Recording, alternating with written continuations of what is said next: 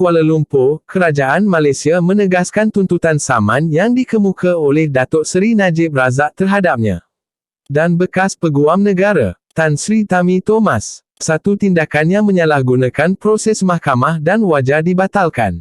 Saman terbabit berkenaan dakwaan bekas Perdana Menteri itu bahawa Tami melanggar kuasa dalam jawatan awam apabila mendakwanya di mahkamah dengan tuduhan membabitkan dana Satu Malaysia Development Berhad 1 MDB.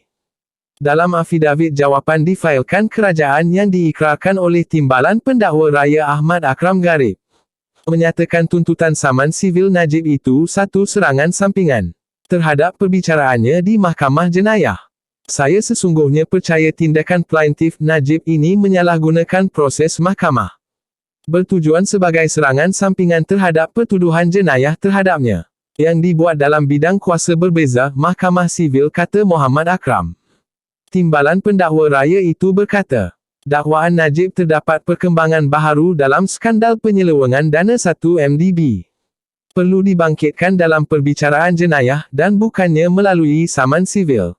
Najib yang memfailkan saman pada 22 Oktober tahun lalu terhadap Tami dan kerajaan, berkata 35 tuduhan dikenakan terhadapnya, kecuali pertuduhan membabitkan kes penyelewengan dana SRC International sendirian berhad, sesuatu yang sudah lama dirancang oleh Tami. Najib berkata, ini selaras dengan rancangan kerajaan ketika itu dan Tami sebagai peguam negara menjalankan tugasnya seolah-olah sebagai ejen Pakatan Harapan PH. Beliau berkata, seawal tahun 2012, Tami membentuk pendapat terdapat unsur jenayah kononnya berlaku berkaitan 1 MDB membabitkan dirinya. Katanya, sebelum pilihan raya umum ke-13 PRU 13 pada tahun 2013, Tami sudah membuat persiapan untuk menjadi peguam negara sekiranya PH membentuk kerajaan. Menurut Najib lagi, Tami melakukan penyalahgunaan proses dengan niat jahat dan cuai ketika memegang jawatan sebagai peguam negara dengan bersikap prejudis terhadapnya sebelum beliau didakwa di mahkamah. Najib berkata, Tami turut campur tangan dalam siasatan dan tidak mengkaji kesnya dengan objektif serta menyalahgunakan kuasa bagi memenuhi rancangan untuk memenjarakan dirinya. Sementara itu Tami dalam afidavit jawapannya berkata, beliau menetapkan pertuduhan berkaitan 1 MDB terhadap Najib selepas yakin ada kes yang kukuh.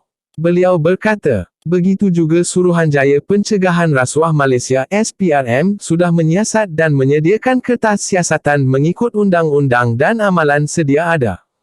Itulah sahaja pertimbangannya. Dakwaan saya membentuk pendapat mengenai Najib sudah bersalah sebelum saya memegang jawatan sebagai peguam negara lagi tidak benar. Dalam apa jua keadaan, ia juga tidak relevan dengan kuasa budi bicara saya untuk menjalankan atau memberhentikan apa-apa prosiding mengenai suatu kesalahan di bawah perkara 145(3) Perlembagaan Persekutuan.